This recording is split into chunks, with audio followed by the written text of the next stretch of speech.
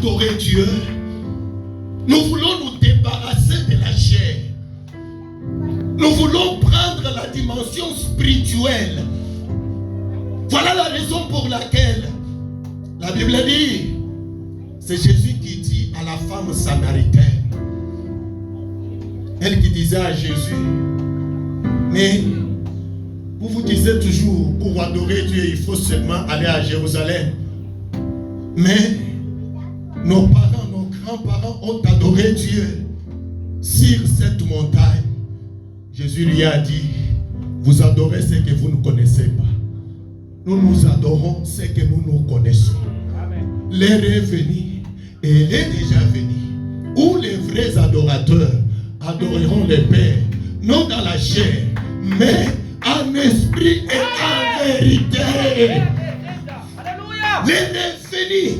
Ce n'est pas encore d'adorer Dieu dans la chair. Ce n'est pas adorer Dieu dans des cérémonies.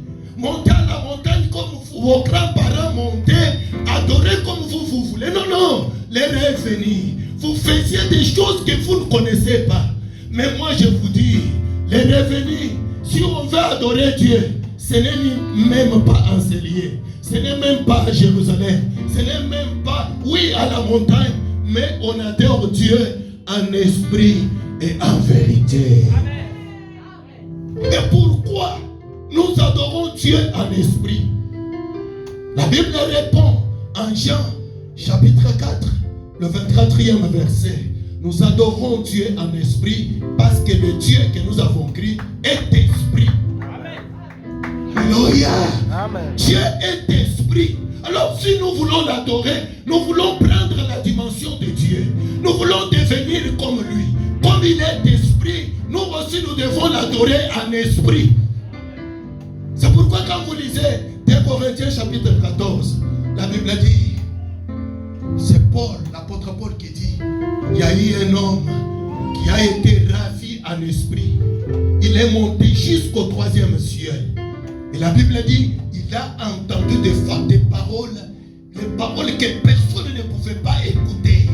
Quand vous montez à une dimension, quand vous adorez Dieu, comme on a commencé à adorer Dieu avec mes enfants ici, quand vous montez à une dimension supérieure, une dimension spirituelle, vous allez écouter des choses que personne n'a jamais écoutées. Vous allez toucher les choses que personne n'a jamais touchées. C'est pourquoi vous pouvez voir quelqu'un, quand on est en train d'adorer Dieu, il tombe en extase. Il commence à parler en langue. Il commence à dire des choses parce qu'il n'est pas dans la chair, il est monté à une dimension spirituelle. Est-ce qu'on peut acclamer pour la gloire du Seigneur? Et écoutez, quand il est monté au ciel, les spirituels se sont ouvertes. Parce que Jésus a dit, l'heure est venue où il faut adorer le Père, pas seulement en esprit, et aussi en vérité.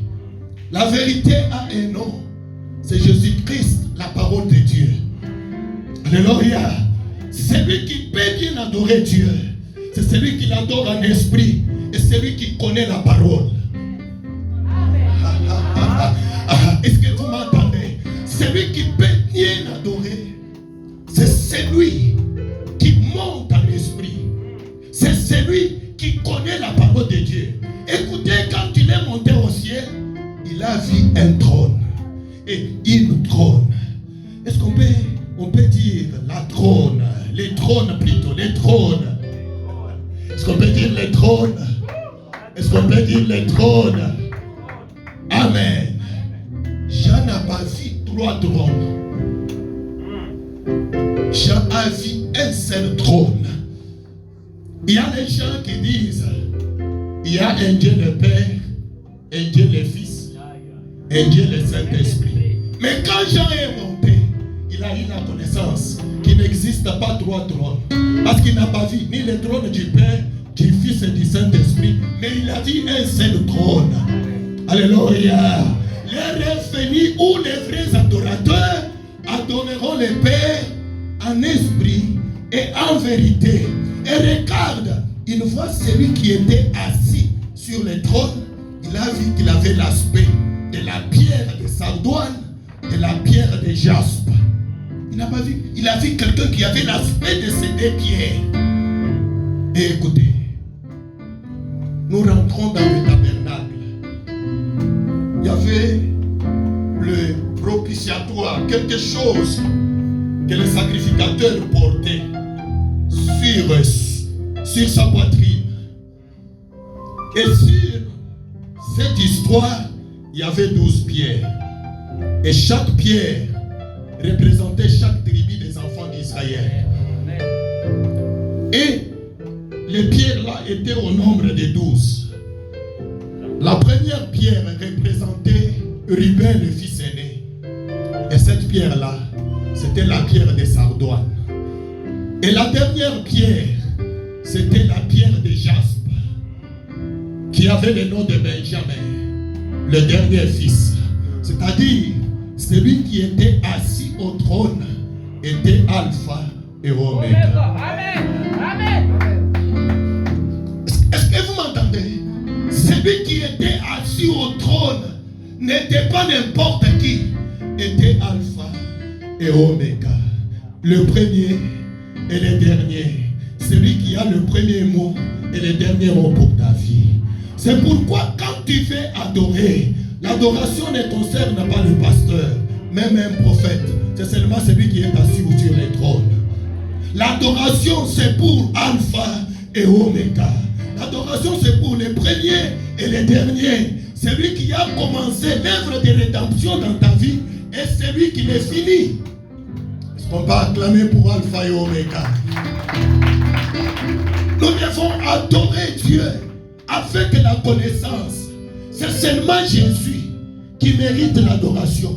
Voilà pourquoi ce jour-là, quand Simon-Pierre est arrivé dans la maison de Corneille, la Bible dit, Corneille, quand il a vu Simon-Pierre, il est allé s'agenouiller devant lui. Il a dit, non, tu ne peux pas t'agenouiller devant moi.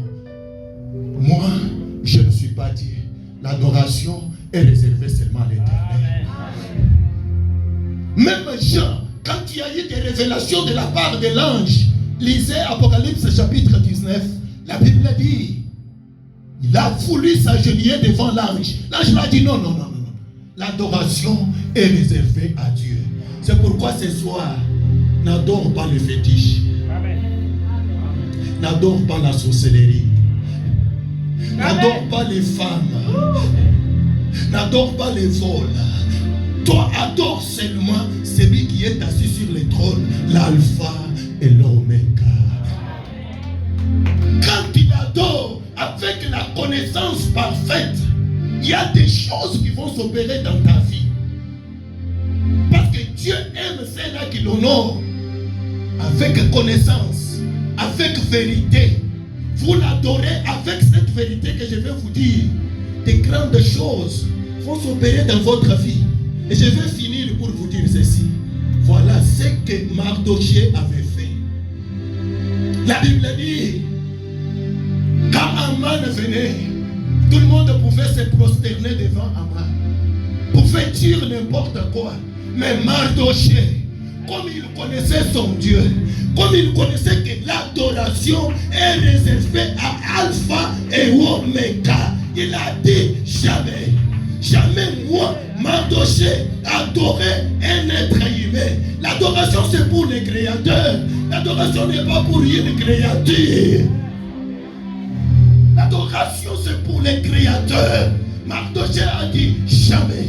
Je ne peux pas adorer une créature. Je dois adorer l'Éternel mon Dieu. Et quand on est venu lui dire, regarde ce que tu es en train de faire, il a dit, moi je ne suis pas comme vous, moi je suis un juif. Il faut que dans ta famille on sache que tu es chrétien. Amen. Parce que toi, tu n'adores pas les dieux, tu n'adores pas les dieux de ta famille. Il a dit, moi je suis juif. Vous pouvez adorer, vous prosterner devant cet homme, mais pas moi. Moi je suis un juif. Je ne peux pas adorer n'importe quoi. Amen. N'adore pas la prostitution. N'adore pas les vols. N'adore pas les mensonges. Adore seulement Dieu. Et quand tu vas adorer Dieu dans la connaissance totale, tes combats combats deviendront les combats de Dieu. C'est pourquoi les combats de Mardoché étaient devenus les combats de Dieu. Et l'Éternel avait combattu pour lui. L'Éternel l'avait élevé. Est-ce qu'on peut acclamer? Amen. Je termine pour dire que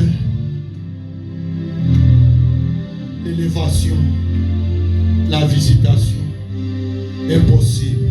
Pourquoi? Parce que sur le trône, il y a un arc-en-ciel. Nous venons de le lire avec vous. Prophétiquement, quand on parle de l'arc-en-ciel, on parle de la restauration.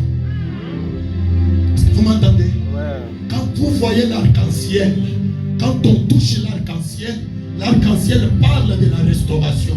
C'est pourquoi Noé et ses enfants avaient habité dans une terre restaurée. Si tu adores Dieu avec la connaissance, Dieu va restaurer ta vie. Parce qu'au trône, il y a un arc-en-ciel. Que Dieu bénisse sa parole. Nous nous tenons tous debout.